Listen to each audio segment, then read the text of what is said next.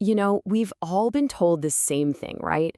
To get better grades, you just have to study more, pull more all-nighters, drink more coffee, just grind it out.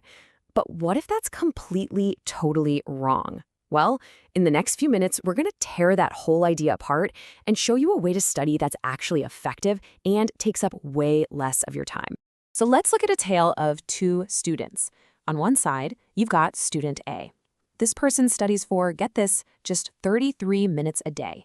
They get a full 8 hours of sleep, they actually have a social life, and they're still scoring in the top 5% of their class. And then there's student B. This person is hitting the books for 4 hours every single day. They're sleep deprived, they barely see their friends, and they're fighting just to keep a B average. So what gives? What is the actual difference here? I can tell you what it's not. It's not about being smarter. And it's definitely not about dedication. I mean, come on, student B is clearly dedicated. It's something much simpler, and it's something that anyone, including you, can learn to do. Here it is. It all comes down to how they study, not for how long. Think of it like a seesaw.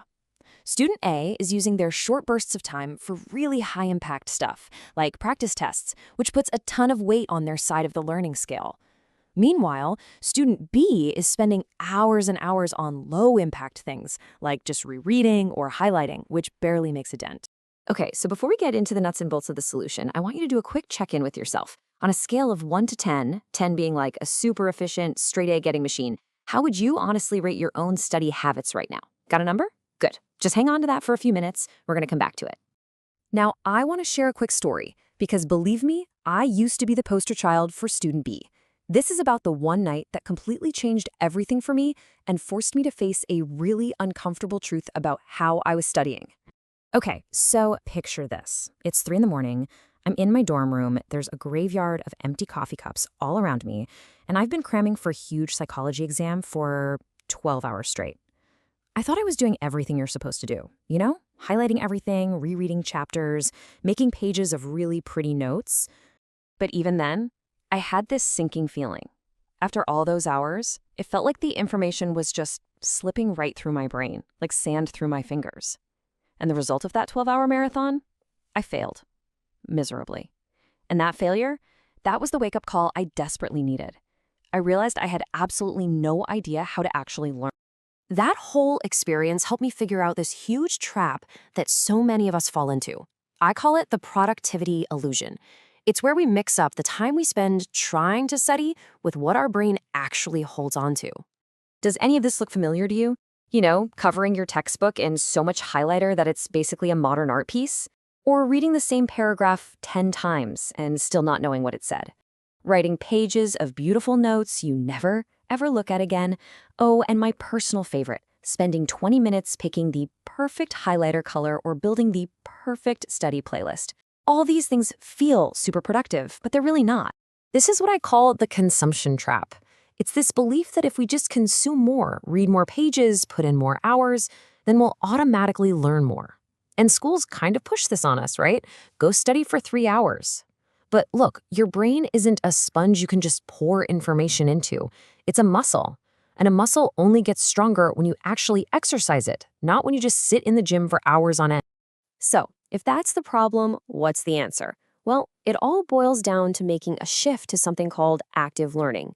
And there's a really simple formula that shows you exactly why this is such a game changer. This simple formula? It changes everything. See, real learning isn't just about the amount of information you try to cram in. It's that amount multiplied by your retention rate, how much you actually remember. You could read 100 pages, but if your retention rate is basically 0, you've learned, well, nothing. The goal isn't to consume more, it's to get that retention rate way, way up. This chart makes it crystal clear. Let's say a student studies for 5 hours, but they only actually retain about 10% of it. Their real effective study time is just 30 minutes. Now, look at another student. They study for only 1 hour, but their methods give them a 50% retention rate. They end up with the exact same 30 minutes of effective learning, but they just save themselves 4 hours of their life. I know this whole idea might sound a little crazy, especially when you've got all these hustle culture videos online screaming at you to just study harder. And to that, I just have to say, yeah, no, shut up. That's just bad advice. It's not about studying harder. It is and always will be about studying smarter. So here's the real difference. Passive studying, like rereading and highlighting, is like trying to fill a bucket that's full of holes. You can pour water into it all day long, but nothing's going to stick. Active studying, doing things like practice tests, explaining ideas out loud, actually using the information, that's like patching up the holes first. The knowledge actually stays in. And I'm not just making this up. When I finally made the switch myself, my retention rate went from a pathetic 10% all the way up to 70%. And the result? I was studying for half the time, and my grades went from B's and C's to straight A's. Seriously. Okay, so you're probably thinking, this is great, but how do I actually do it? Don't worry, I've got you covered. Here is the exact step-by-step plan you can start using tonight to get those A's.